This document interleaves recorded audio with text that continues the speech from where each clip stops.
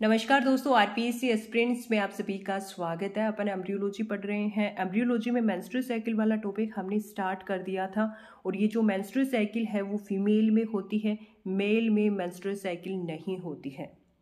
ठीक है, class Mammalia की जो फीमेल प्राइमेट्स होती हैं उनमें मेंस्ट्रुअल साइकिल होती है, लेकिन नॉन फीमेल प्राइमेट्स में मेंस्ट्रुअल साइकिल नहीं होती। तो फिर इनमें कौन सी साइकिल होती है? इनमें इस्ट्रस साइकिल होती है। ठीक है, इस स्ट्रेस साइकिल में ब्लीडिंग नहीं होती, जैसे कि डॉग, कैट और बफेलो में आपको स्ट्रेस साइकिल देखने को मिलती है।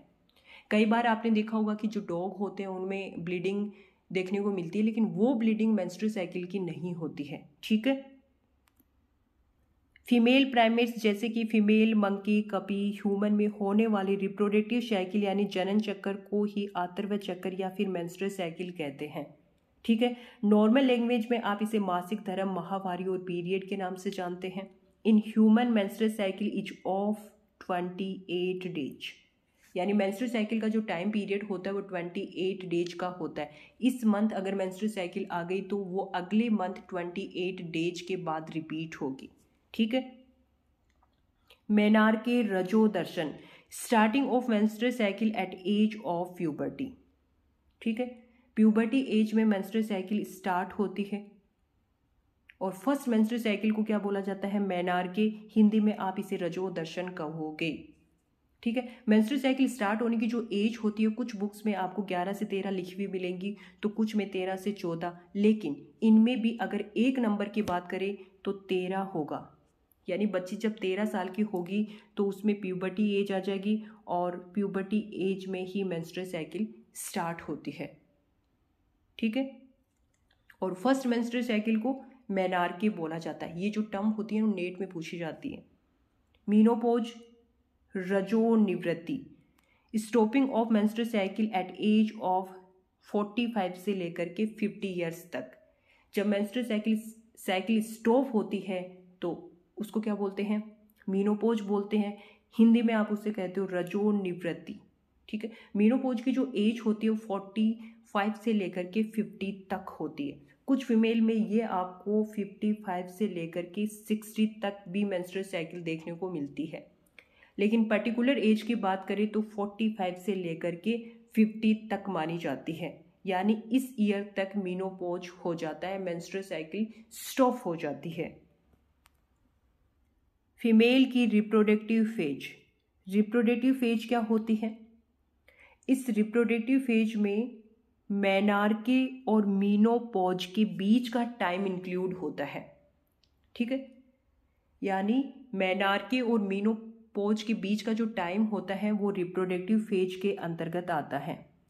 इस फेज के दौरान फीमेल क्या करती है? ओवम रिलीज करती है, और अगर ये ओवम स्पर्म के साथ फर्टिलाइज्ड हो जाए तो फीमेल क्या बन जाएगी भैया? मदर बन जाएगी। ठीक है, यानी फीमेल की मदर बनने की जो प्रोसेस होती है वो रिप्रोडक्टिव फेज के अंतर्गत आती है, और वो रिप्रोडक्टिव फेज मेनार्के और मीनोपोज के बीच का टाइम होता है। ठीक है, मेंस्ट्रुअल साइकिल की सिंपल डेफिनेशन देखिए। मेंस्ट्रुअल साइकिल में क्या होता है? Cyclic changes in the female body per month, यानी फीमेल की बॉडी प्रत्येक महीने में होने वाले जो चेंजेस, साइक्लिक चेंजेस होते हैं, चक्रीय परिवर्तन होते हैं, उसी को क्या कहा जाता है? मेंस्ट्रुअल साइकिल कहा जाता है। ठीक है, menstrual cycle is controlled by many hormones. Menstrual cycle बहुत सारे हार्मोन के द्वारा नियंत्रित होती है। बहुत सारे में कौन कौन से आते हैं? 4 हार्मोन आते हैं जो कि मेंस्ट्रुअल साइकिल को कंट्रोल करने का काम करते हैं।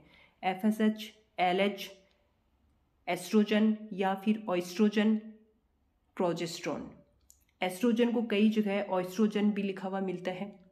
ठीक है, कंफ्यूज नहीं होना, एस्ट्रोजन या ऑयस्ट्रोजन एक की बात है।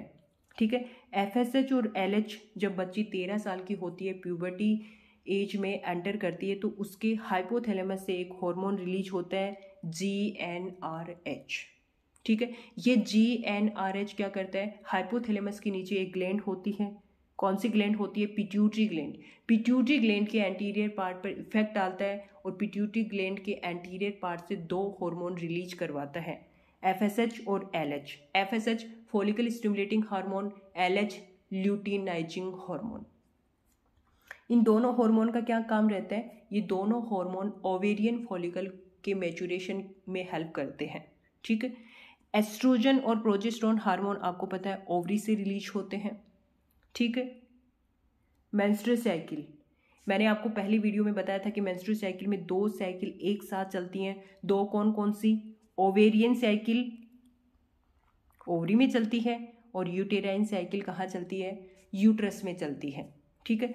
ओवेरियन साइकिल के दौरान क्या होता है देखो, हूसाइट का फॉर्मेशन होता है, फॉलिकल का फॉर्मेशन होता है, हूगोनियम से प्राइमरी हूसाइट और फिर सेकेंडरी हूसाइट का फॉर्मेशन होता है। और मैंने आपको बताया था कि हूगोनियम का फॉर्मेशन किससे होता है, पीछे बताया था अगर आपको याद हो तो, पीजीसी से होता है,